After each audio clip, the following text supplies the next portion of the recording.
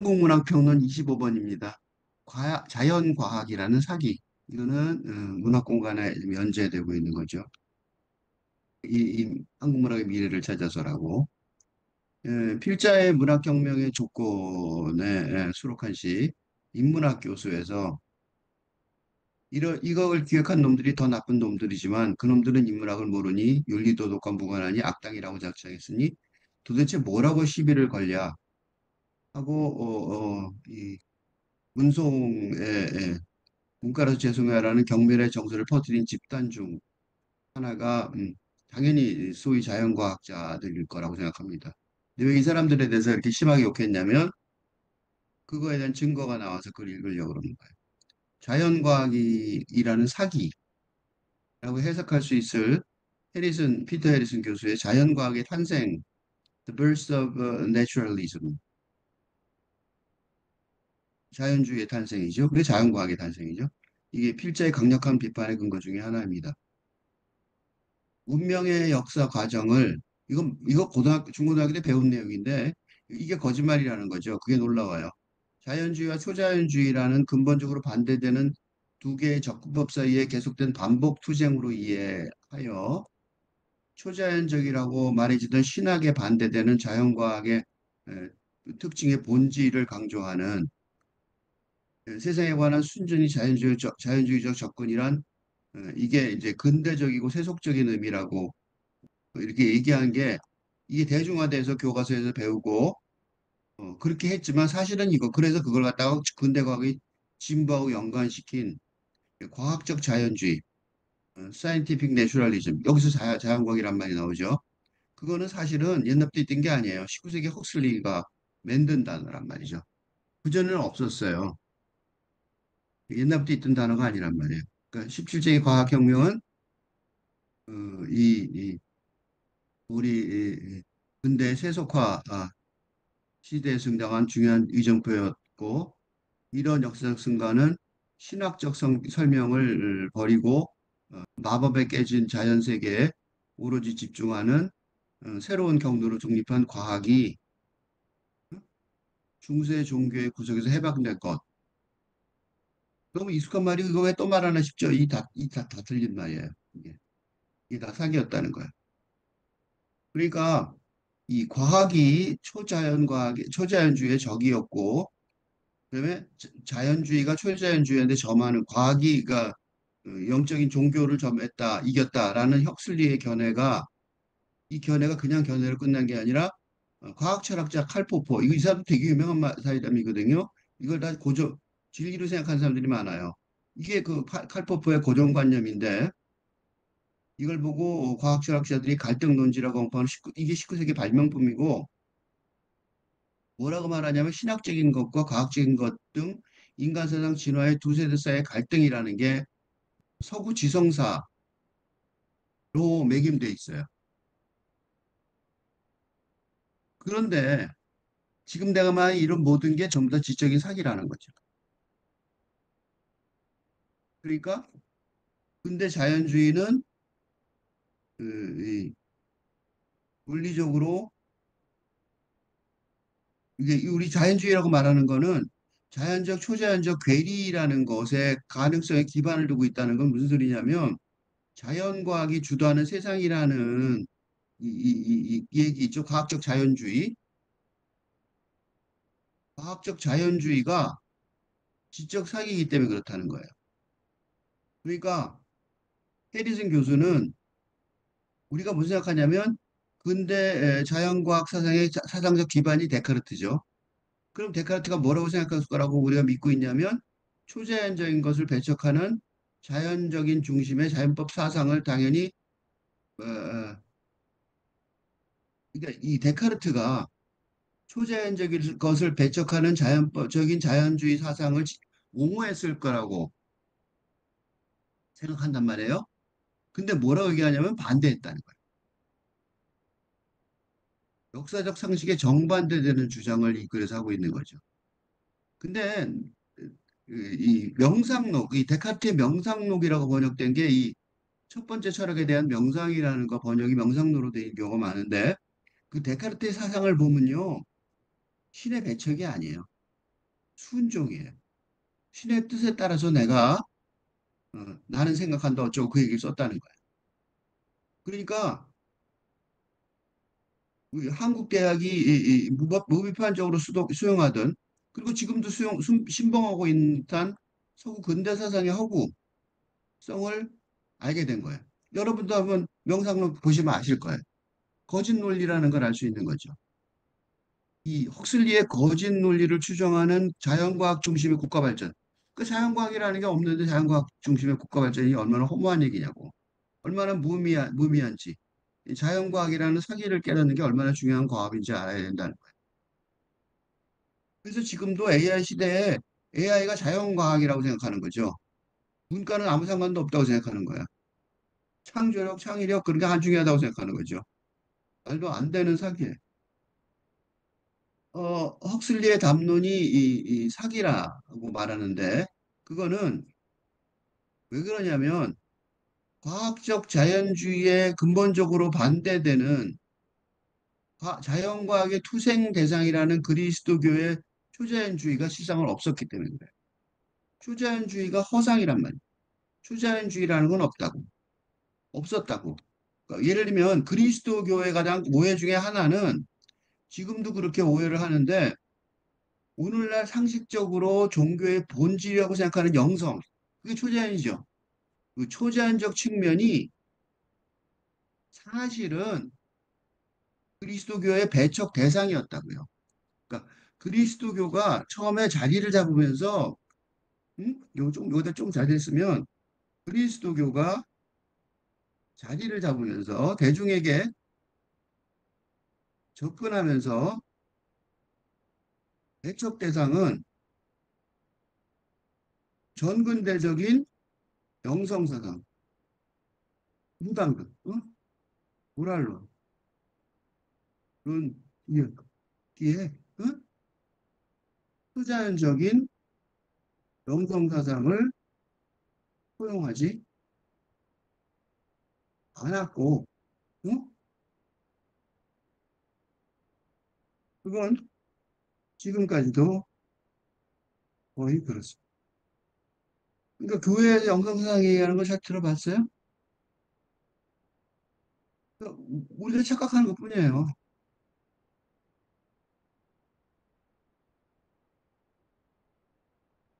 1980년대 이후 신자유주의가 그러니까 이게 언제 영성사상 얘기가 나왔냐면 이 그 세계 그 상대 빈곤이 커지고 그 사람들이 가난해진 거를 상대적으로 느끼고 그다음에 기성 종교에 대한 세속화가 심해져 버렸죠. 더 심해졌죠. 그래서 1960년대에 영성 사상이 그때 관심이 생기면서 탈근대적으로 그게 지금 커지는 상황이란 말이죠. 종교의 본질인 초자연적 영성에 대한 관심이 지금 높아진 거예요. 지금. 이전 없었다고. 그러니까 한국 개신교의 경우도 마찬가지라고. 개신교가 처음에 한 일이 뭐예요? 제사 금지였다고. 응? 누구랑 싸운 거야? 전근대적인 영성사상하고 싸운 거예요. 그지? 그러니까 초기 그리스도교의 정착기에는 원시적이고 전근대적인 영성사상을 배척하는 등 주도권 투쟁이 전개될 수밖에 없었을 거 아니에요. 그죠? 그래서 이 카톨릭 교단이 처음에 이제 그리스도교는 다 카톨릭이었는데 사정은 마찬가지여서 초자연적인 영성사상은 아퀴나스, 그러니까 13세기 그리스도교가 영세기에 시작됐죠. 이게 이 세기라는 말이 우리 연도 세는 게 저 예수 이후죠. 애프터 크라이스트.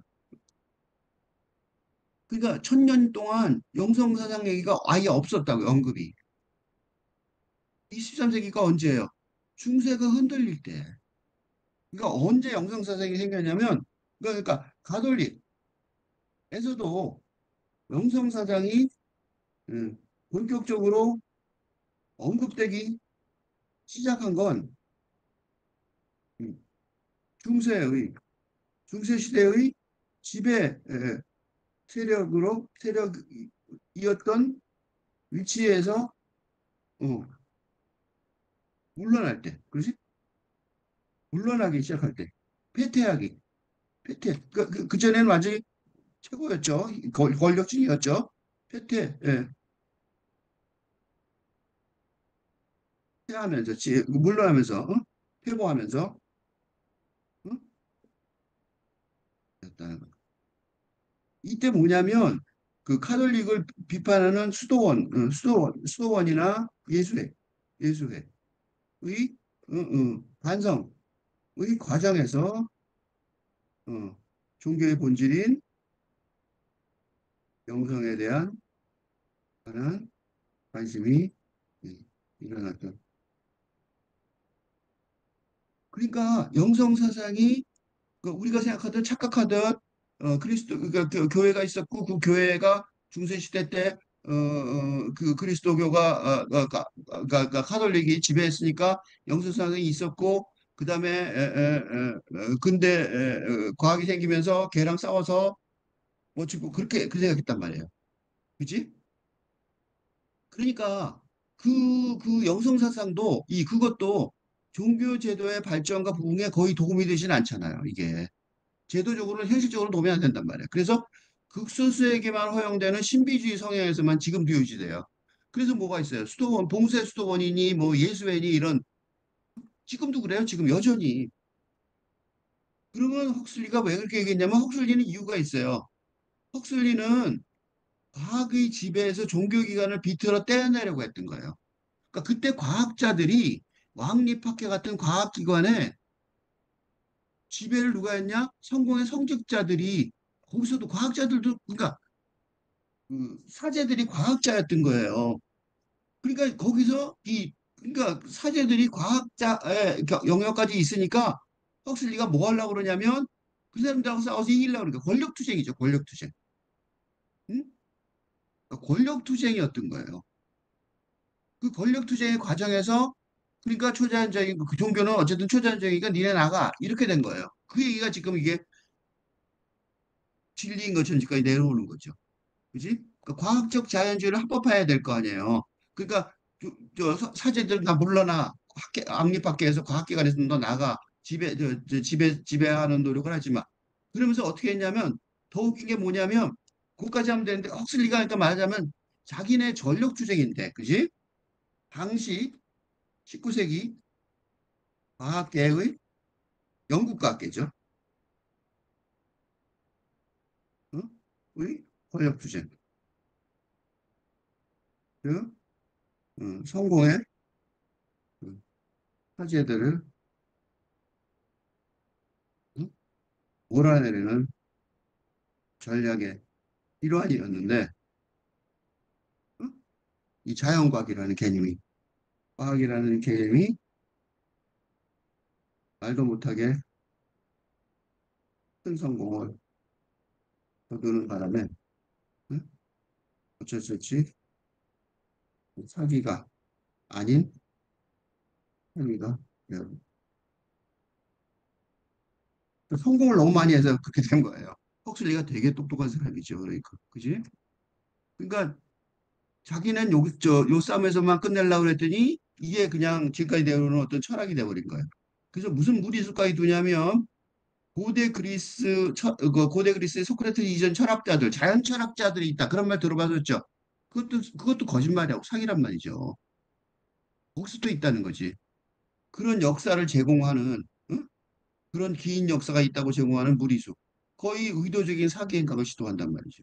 왜 그러냐면 이 해리슨 교수의 연구에 의하면 과학과 철학의 그 그리스 원천이라는 얘기, 통상적인 얘기, 이게 보통 우리가 진리라고 믿는 얘기들은 사실은 거짓말인 게 철학적 사고라는 것 자체가 유럽에 있지 않았어요. 르네상스의 철학은 그러니까 르네상스의 그리스 르네상스의 상스 재탄생 이제 불어 영어로 제대로 번역하면 르네상스 그 재탄생이란 말이야. 재탄생이란 그리스 문명의 부활처럼 말하지만 이 플라톤 이 그리스 철학 자체를 이슬람 선생들한테 배운 거, 배운 내용을 그러니까 그리스는 없어지고 중세시대에 다 사라져 버린 거예요. 근데 이슬람에서 이걸 가리고 지키고 공부하고 있었던 거죠. 그걸 배워서 그거를 유럽어로 바꿔서 자기네가 원래부터 하고 있던 것처럼 거짓말한 거예요. 유럽에 그러니까 철학이라는 게 그게 없었던 거죠. 철학은 누구한테 있었냐? 유럽의 경계선 넘어. 그 유럽이 아니라 유럽 바깥에서 고대 칼데인, 페르시안, 인도인, 페르시안이 이슬람 쪽이죠. 인도인, 이집트인에서 기원했다고 18세기까지 그렇게 믿었던 거. 이게 철학의 역사였다고. 유럽의 철학이 있었던 게 아니란 말이죠. 19세기 철학사 토마스 홉스가 뭐라고 그러냐면 철학의 기원이 어디냐? 인도와 페르시아의 고대 현자들과 유럽과 칼데의 사제들 뿐이다. 덕분이다. 이렇게 말했던 거예요. 그러니까 그리스 같은 거는 아예 들어가지도 않죠. 그리스가 철학의 교양이었다는 거는 언급된 적도 없단 말이죠. 근데 문제가 뭐냐? 왜 이렇게 됐냐면 르네상스로 해서 갑자기 서구가 폭력적으로 폭력적으로 식민 제국주의가 성공을 거두면서 어? 성공을 거두면서 세속적 성공이죠.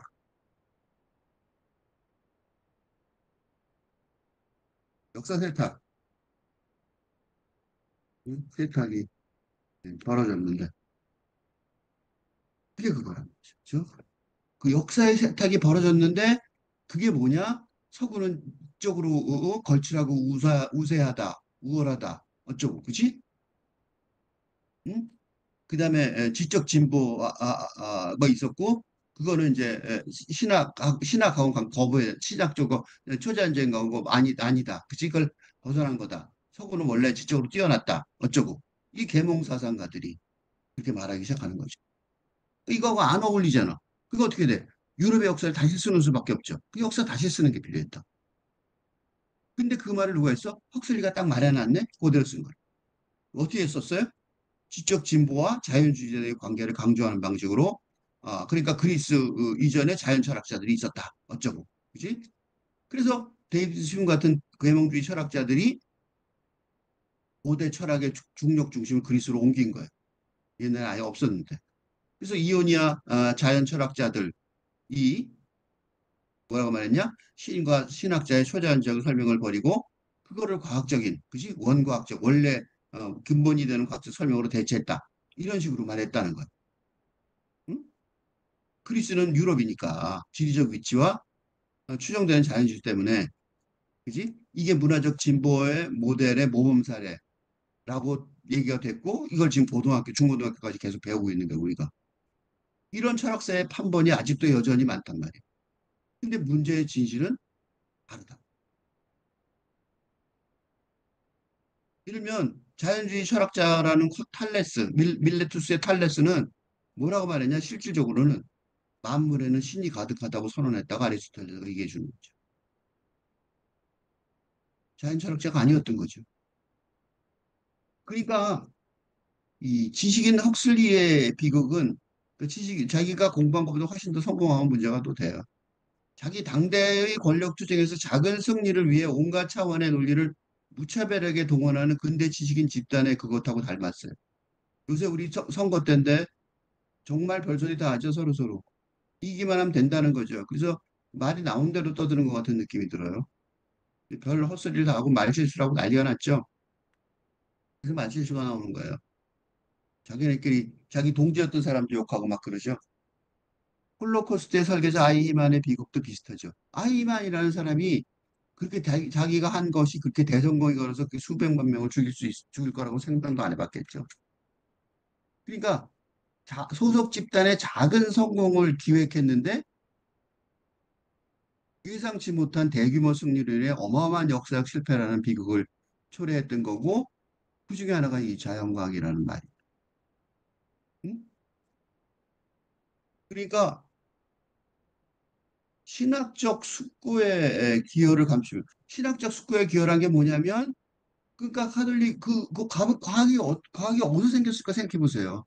중세 시대 때 있었다고. 중세 시대 때 사제들이 공부하고 그 도구들 다 사제들이 열심히 노력해서 만들고 정리하고 해서 만들어진 거란 말이죠.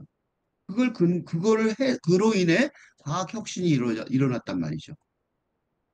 그런데 자연주의라고 해야 되니까 어떻게 돼요? 그렇게 해서 나왔다고 얘기하는 게 아니라 과학사를 다시 써야 되는 거예요. 다시 쓴 엄격한 사실에 입각한 과학적 방법으로 진행된 게 아니라 식민 제국주의, 서구 사회의 인종적 우위를 위해 거의 근거 없이 작업했다는 거예요. 범죄 행위에 가깝죠. 그래서 필자가 시 인문학 교수에서 이 자연과학자들의 주장과 그들의 동조자들을 비판했던 거예요. 내 말이 강한 것 같지만 약했다고 말하면 돼. 이 자연과학이라는 사기의 근본적 문제점의 세 가지 측면에 대안을 모색해 보라고 하면 첫째는 인종차별이죠. 19세기 전반기 영국의 낭만주의 시대까지 순조롭게 확장되던 근대 사상이 19세기 후반에 대영 제국의 번성기 때 빅토리아 시대의 인류학과 사회학 등이 인문학이 왜 생겼냐면 특히 인류학이나 사회학은 뭐 때문에 생겼냐면 그 인간의 진보의 법칙이라는 자연과학의 방법론을 채택함으로써 인간이 진보한다. 누가 진보하는 거죠? 서구인이. 그러면 나머지 애들은 진보 못한 동물이라는 거죠? 인종차별하고 죽여도 된다는 거예요. 그게 학문이었던 거죠. 이런 역사 모델은 뭐 때문에 들었냐면 유럽의 진보의 행진에 선봉해 있다라고 결정적으로 추정하는 거죠. 그지? 그리고 뭐라고 말하냐면 국가는 상승하거나 하강하는 경력이 국가라는 게 위로 상승하거나 하락한다는. 그러니까 이 우주 원주민은 뭐다? 동물이다 이거지. 응? 최악의 순간에 있고 유럽은 문명 상승의 정점에 있다는 거. 그러니까 얘는 뭐 유럽인들은 문명이고 호주인들은 야만이다 이거. 이게 얼마나 웃기냐면요. 이게 작은 일이 아니에요. 바로 이 생각 때문에 호주 건국사에 바로 이 생각이 이 사상이 호주 건국사의 첫 페이지를 장식하는데 그건 음, 드디어 시드니 해변에 상륙한 어, 도착한 영국군이 환영을 나온 원주민 아보리진 집단을 어, 일자를 학살하는 것으로 이야기 시작. 이건 내가 말한 게 아니라 호주 역사책에 나와요. 그러니까 이 원주민들은 처음 보는 사람이 오니까 환영하려고 온 거예요. 응? 근데 이렇게 생각하니까 어떻게 해요? 쟤는 동물이니까 쏴 죽여도 되는 거죠. 그래서 그때부터 학살하기 시작해서 죽여버린 거죠. 이건 뭐 어디 똑같아요. 이는 미국에서도 벌어졌는데 성인종인 수백만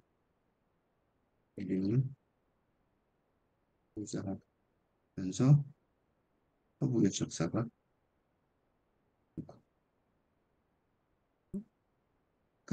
내가 서부 개척사가 출발한 지역 거기 어디다 어, 세인트루이스 세인트루이스에 갔더니 서부 개척이 시작한 장면에 그 박물관이 있는데 박물관 내용이 뭐냐면 서부 개척 저기 초창기에 해방과학은 인디언을 놈들을 도움이 없었다면 음, 죽었을 텐데 그들의 도움을 받은 후에 이들어주는 낯선 정책이 어떻게 이런 말도 안 되는 뻔뻔한 나쁜 짓을 할까 싶지만 바로 이 인종차별, 이 사고방식 사상이죠. 이 사상, 그죠? 응? 이 인종차별 사상, 그죠? 인종차별이 사람을 죽인 거예요. 그지? 그러니까 이게 문명적 우위의 증거였다는 말로 이어지는 거죠. 그러니까 유럽 예외주의가 문명적 우위다. 어? 우리는 그러니까 쟤네들을 죽여도 된다. 말살시켜도 괜찮다. 이런 거지. 그지? 그러니까 자연적 초자연적 구분이라는 게 그냥 단순한 구분이 아니라 비서구 문화를 이해하는 방식에서 진보주의에 근거한 인종차별 행위가 되는 거죠. 그래서 그 뭐예요? 이런 이분법적 전제가 민속 지향적 원죄라고 지탄하게 되는 거죠. 그러니까 인류학이 그러니까 지금까지는 사람들을 떼죽음시키는 멸종시키는 그 근거를 제공하는 학문이었던 거예요. 지금은 그 인류학들이 그래서 그거를 벗어나려고 노력하고 있는 거죠. 그리고 근대 진보주의 비판에 이런 걸 비판을 그러면 어떻게 해야 되냐? 포괄로 해야 되는 거예요. 포괄. 포괄이 뭐냐면 포함하면서 초월하는 거죠. 그렇다고 이거 진보에서 그 문명적 진보가 있었잖아요. 섞여 있잖아. 버리면 안 된다. 거부하면 안 된단 말이죠. 이거를 이제 데리다의 죽음의 선물에서 나온 구절을 하나 인용해 보면 포월의 얘기인데 페토치카에 따르면 악령적 비밀과 주신제적인 성스러움이 이게 뭐냐면 전근대적인 그지? 전근대적인 영성사상이죠. 응? 이 악령적 비밀과 주신제적 성스러움이라는 거는 전근대적 영성사상인데 영성사상이 능가된 또는 앞질러진 어, 또는 유행에 뒤떨어진 이후에만 종교를 얘기할 수 있다. 이게 무슨 소리냐면 이때 종교는 그리스도교죠. 고급 종교. 그죠? 근대적인 그리스도교. 근데 전근대적이지만 로마, 그리스도교 등 그러니까 이 원시적인 그지? 정근대적이라도 원시적이라고 말하는 게 더 낫겠네. 원시적인 영성사 지금까지 정근대적으로 계속 내려오지만 사실은 원시적이죠. 그러니까 원시적인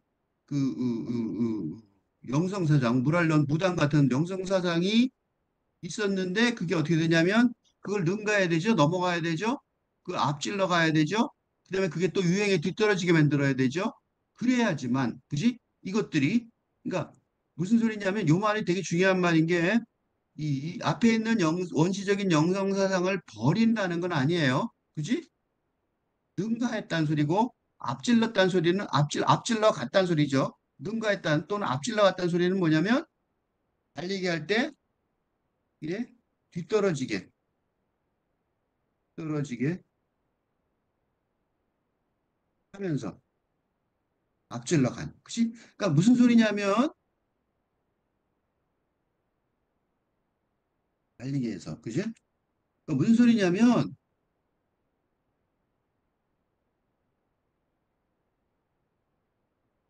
달리기에서 뒤떨어지게 한다는 소리는 그 뒤떨어진 애가 그대로 있는 거죠. 뒤에 처져 있는 거죠. 그 뒤떨어지게 뒤처지게 하면서 이 말 되게 중요한 말이에요. 왜냐하면 그 뒤처진 사람을 파괴하거나 배제하지는 않으면서 그 소리가 안에 들어있는 거예요. 응? 그러니까 뭐 어떻게만 하는가? 유행에 뒤떨어지기만 하는 거죠. 응? 유행에 뒤떨어지. 그지? 그러니까 유행에 뒤떨어진 거는 사람들이 많이, 그러니까 그게 예를 들면 영성사상, 원시적인 물알론의 영성사상은 더 이상 저는 지배적인 종교 형태가 되지 못하게 하면서 그렇게 되면 이렇게 그 무당 같은 거 물론이 지배적인 존재가 지배적인 형태가 되지 못하면 그리스도교가 나오겠죠. 그래서 종교를 이야기할 수가 있다가 나온 거예요. 그러면 이제 그 다음에 고급 종교를 얘기할 수 있는 거지. 그러니까 우리는 그런 영혼과 본질적인 모호함을 간직할 수 있도록 허락해야 된다. 이게 무슨 소리냐면 본질적인 모호함이 뭐냐면 원시적인 정성사상과 그리스도교 등 고급 종교 중에서 하나를 택하고 하나를 버리라고 주장하는 게 아니라 어? 모랄론 무당의 활동도 유행에 뒤떨어진 것이지만 종교 활동으로 모호하게 인정하는 하는 등. 그지? 그러니까 지금도 무당이 있잖아요. 지금도 점집 있잖아요. 점집. 그러니까 버리고 그렇게 뚜렷하게 정확하게 지금 무슨 종교야 말하게 정확하게 말하지 말고 모호하게 이렇게 전할 질 수밖에 없다는 거예요. 그래서 모호함이에요. 그러니까 여기 다 고단말을 설명을 하면 성스러운 주신제적인 또는 악령적인 신비 이게 이제 전근대적인 종교 사상이죠. 아니 원시적인 종교 사상이죠. 이게 어떻게 돼요? 파괴되지는 않았을지라도 버리지는 않는 거예요. 근데 적어도 통합되고, 그지? 그리고 최종적으로 책임의 영역에 일단 종속될 때 파괴되지는 않지만 종합 통합되고 그다음에 일단 종속되는 거예요. 그지? 그래서 중심 종교는 이제 그리스도가 되는 거죠. 그지? 그래서 단어의 적절한 의미의 종교가 성장한다. 단어의 적절한 의미의 종교란 뭐냐면 고급 종교, 그지? 그리스도교 등 음, 종교라고 어, 정의할 수 있을 제대로 된 고급 종교가 아닌,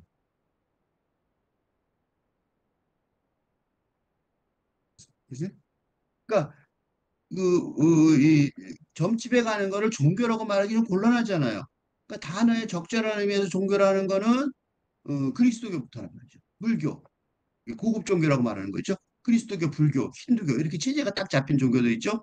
그걸 보고 고급 종교라고 하는 말이죠. 그러니까 그런 종교가 그때부터 형성이 됐지만 문제는 이 책임의 주체는 주신제적이나 악령적인 신비 이런 원시적인 것들이 어떻게 해요? 그 자체에 속하게 만들기를 성공한 주체. 걔네들이 어디 안 가고 그 밑에서 북적해서 그래요. 나 그 밑에서 그냥 살게요. 이렇게 해야 진짜 성공한단 말이죠. 그러니까 무슨 소리냐면 이전에 원시 종교를 배척하거나 배제하는 게 아니라 포함하면서도 초월하는 방식으로 역사가 초월의 방식으로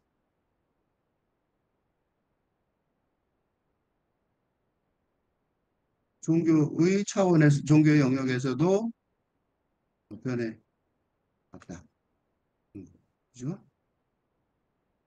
옛날의 종교를 없애버린 게 아니란 말이에요. 지금도 안 없어졌잖아. 지금도 있잖아요. 그지? 지금도 점집 찾아갈 수 있죠? 네, 타로 점치고 그러잖아요. 있단 말이죠. 없어지지 않는다고. 그러니까 이게 종교란 말이죠. 그죠? 근데 보이지 않는데 볼 수 있는 그게 무슨 소리냐면 옛날에 그 원시 종교에서는 봐야지만 된다고.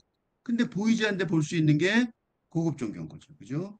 그러니까 기적이나 이적을 보여야만 믿던 원시 종교에서 그리스도교나 불교 등 고급 종교에서는 그지?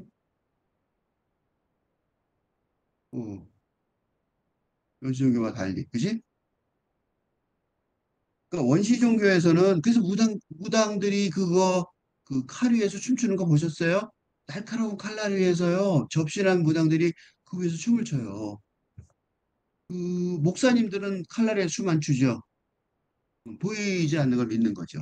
그지? 스님들도 칼날에 춤 안 춘단 말이죠. 능력이 더 작은 것 같지는 않은데. 그죠? 음, 이게 공들여 설명하는 게 뭐냐면 그러니까 그리스도교 등의 고급 종교가 그지? 성스러운 주신제적인 또는 악령적인 신비를 중심으로 하는 원시 영성 사상을 배타적으로 배제하지 않았다. 그지? 그 종교의 역사적 진보가 직선적이 아니라 본질적인 모험을 간직할 수 있게 허락한다. 그지? 하는 포월의 과정이었다는 거예요. 그지?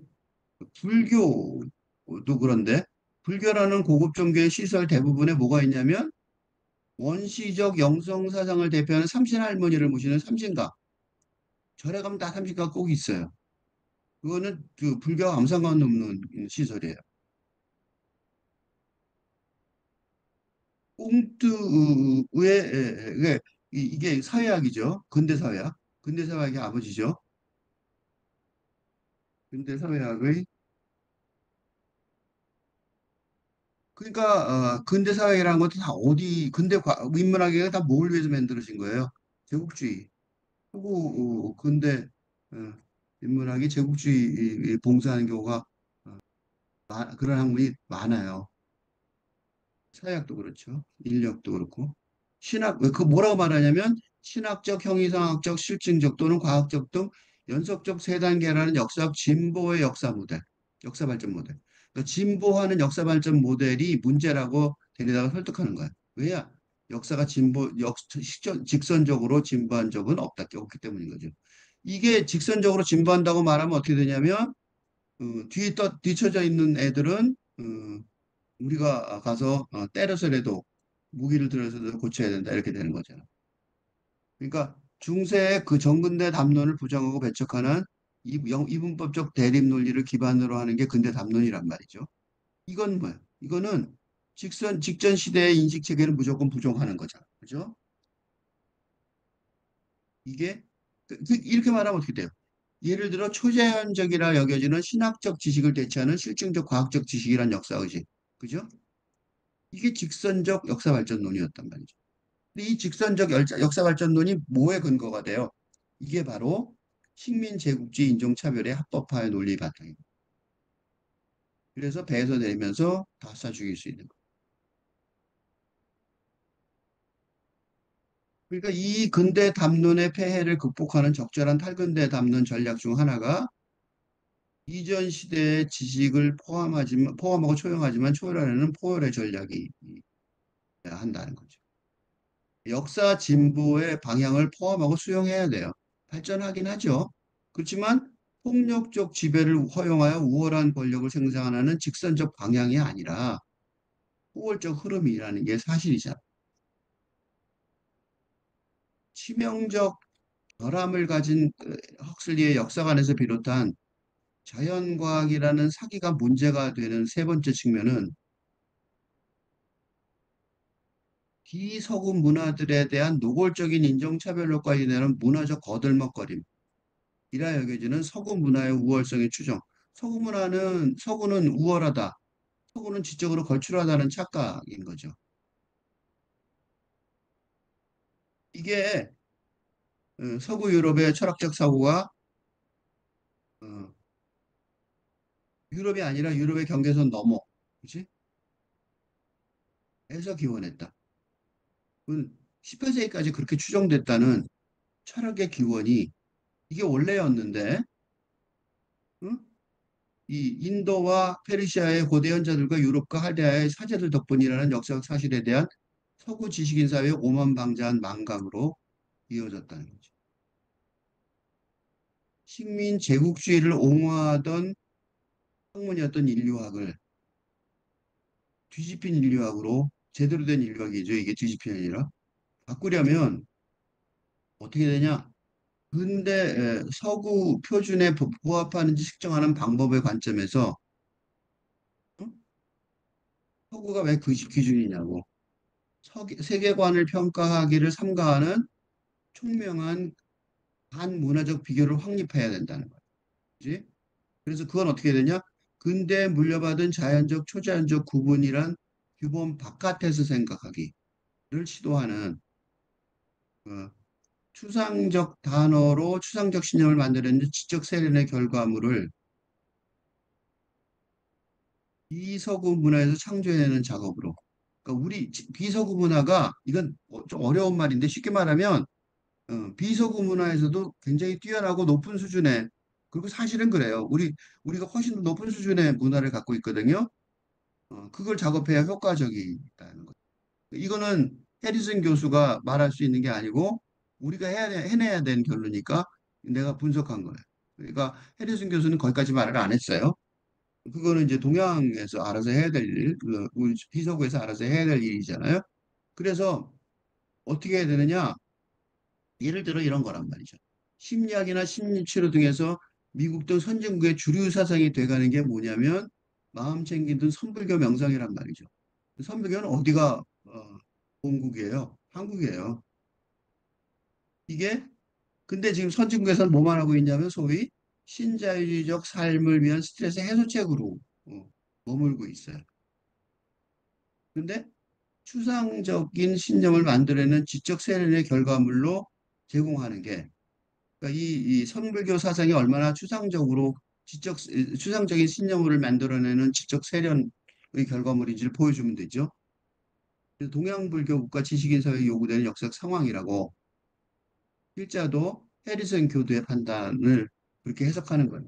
그래서 필자가 다른 전문가들의 동참을 기다리며 유튜브 동영상 이 교수의 조건 없는 학교에서 바로 이것. 응? 서구 애들이 겨우 스트레스 해소책으로 생각하는 것이 얼마나 깊은 사상이 있는지 보여주는 이 교수의 선불교와 마이세카르트 시리즈를 연재하는 이유이기도.